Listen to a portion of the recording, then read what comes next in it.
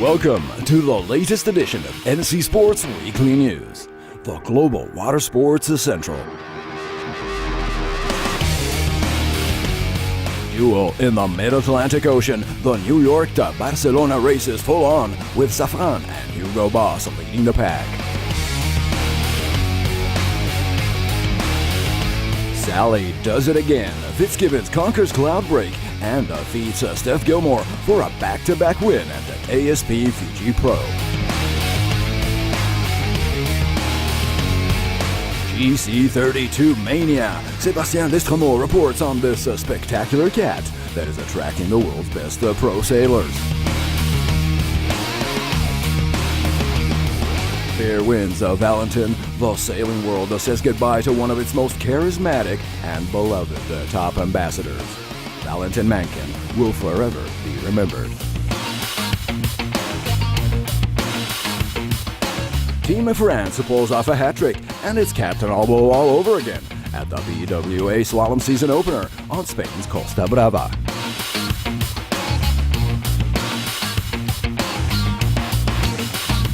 NC Sports plunge into the action.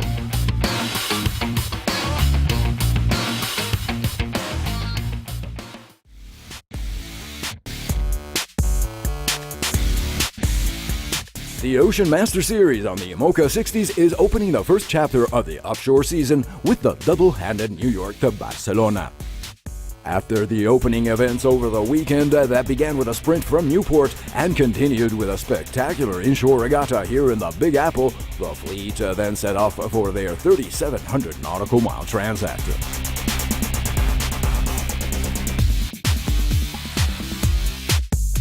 Clearly favorites in the five-yacht fleet are the experienced Marc Guillemot and Morgan Lagravière on the powerful Safran, while Hugo Boss with Spain's Pepe Ribes and Ryan Breimeyer of the USA are expected to be the most likely contenders. Both are tested state-of-the-art designs with strong crews, and it comes to no surprise if they are already leading the pack in mid-Atlantic.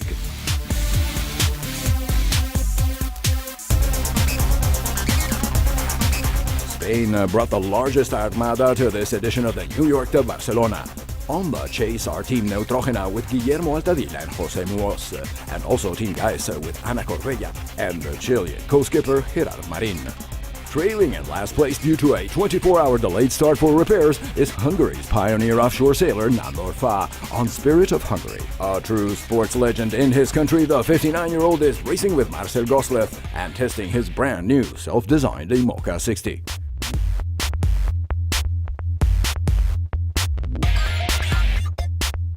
Prelude to the upcoming Barcelona Around the World race to start this fall. This, like most transats, is still a very open affair. The fleet is now engaged in a slalom across low and high pressure systems in the Atlantic, and anything can happen. More updates from the ocean on the next NC Sports editions.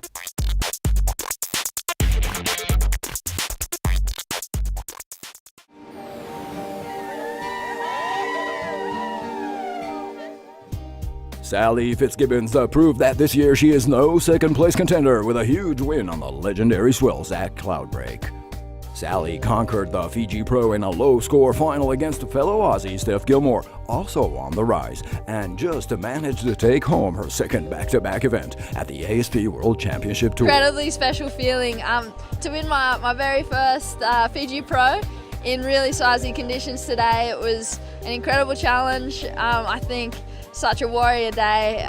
We're all pretty sore and bumped and bruised, and I was just proud of my own performance, but everyone else's, and how they stepped up and really just had to go and attacked. So it was definitely a great finals day.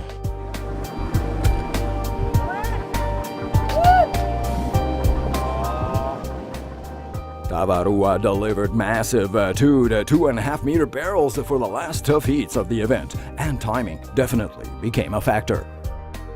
Fitzgibbons axed her quarterfinals, defeating Tyler Wright in a very close round 4. She then went on to win against yet another Australian, Laura Enever, also caught in an unlucky wipeout that broke her board. Sally then found Hawaii's Malia Manuel on her path in the semis, but hit hard and hit first with a 9.07 that found no reply.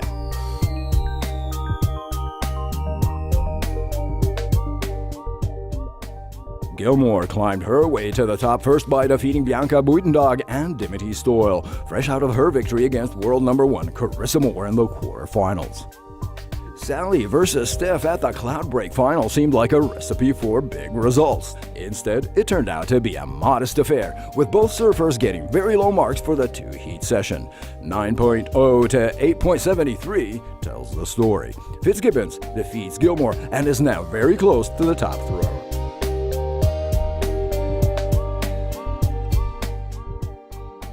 Next stop for the ASP girls is California for the Vans Pro in July, so watch out, Carissa. The Fiji Pro is still ongoing as we close this edition, with the boys now riding on the pumping barrels of Tavarua. Full action and results in the next NC Sports Weekly News.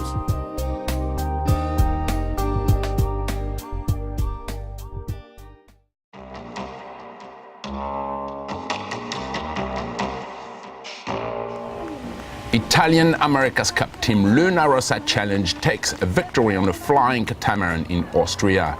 You're watching the Sailing Updates Desktop News. Welcome to the office. The final day starts just as expected with ultra-light conditions on the beautiful Lake Tromsø. However, the afternoon breeze comes in with a bang, quickly reaching 13 knots and providing near-perfect conditions for the championship's final races. The two America's Cup teams, Oracle and Luna Rossa, are going head-to-head for the overall title. Cup's winning strategist Tom Slingsby is up against arch-rival Chris Draper, representing Luna Rossa Challenge.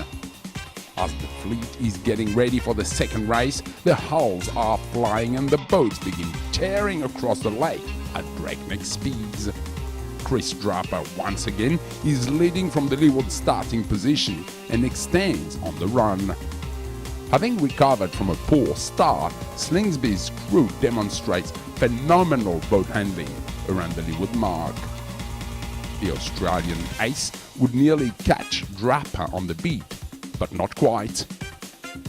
Oracle Racing, skippered by Tom Slingsby, ends up in second place.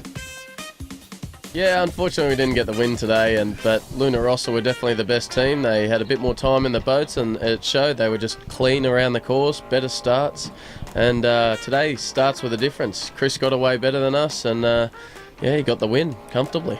The Sardinia-based America's Cup team takes their 10th victory of the week, claiming the first ever foiling GC32 Championships as title. Just stoked to be racing again. The last cup was tough, you know, the whole way through it. We knew we were behind, and we did a great job with the AC World Series, and it was just a little bit frustrating, the cup in itself. And it's nice to be racing. It was nice to be racing on a level playing field, and it's nice to be showing what we can do. And Rendezvous next week, same time, same place. Until then, goodbye and fair sailing.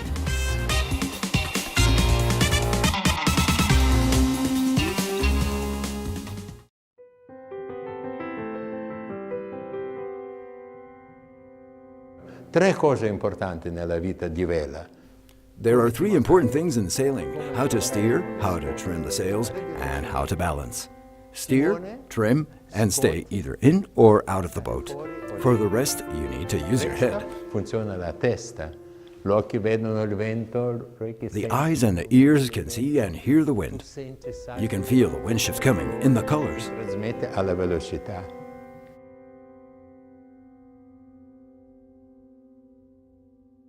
Valentin Mankin, athlete, coach, and mentor of entire new generations of sailors, has died at age 75 in his home in Viareggio, Italy, following a long illness.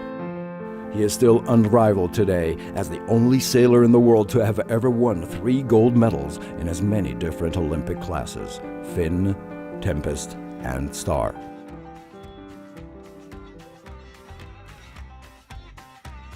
Born in Kiev and director for all water sports during the heydays of the Soviet era, Valentin left the USSR in 1990 and was adopted by the Italian Sailing Federation in a very successful and long-lasting relationship. A pillar and a father figure for the Azzurri over the past 2 decades, he has reset the course for the entire team and personally coached some of the very top talents including the strong Sibello brothers on the 49ers.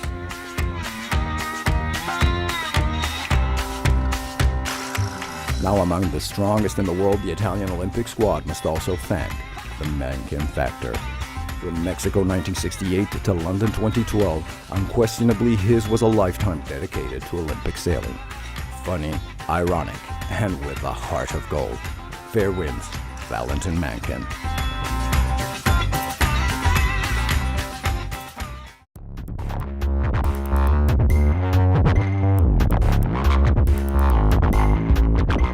Strong, gusty conditions grew steadily during the event. First 12, then 20k, and then up to a harrowing 15 knots swept the course in Costa Brava for the finals. The challenge was full on for the season opener of the men's slalom competition at the Professional Windsurfing Association World Tour in Catalonia.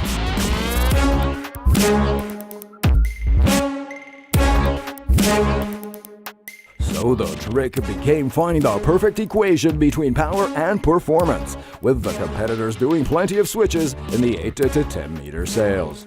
After 6 days of intense competition around the marks for the more than 60 PWA athletes, Team France, headed by multiple and 2013 world champion Antoine Albeau, pulled off a hat trick, filling up the entire podium.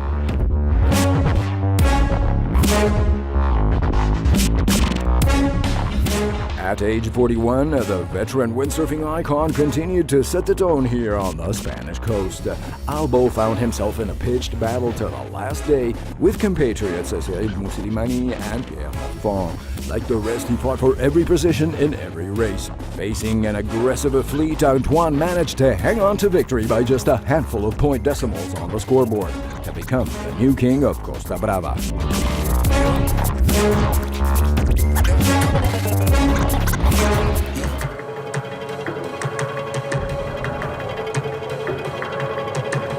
Stay tuned, NC Sports fans, for this Saturday's edition of The Buzz and the complete recap of the Atlantic Cup 2014 with leg-by-leg highlights and interviews from Charleston to New York and Newport.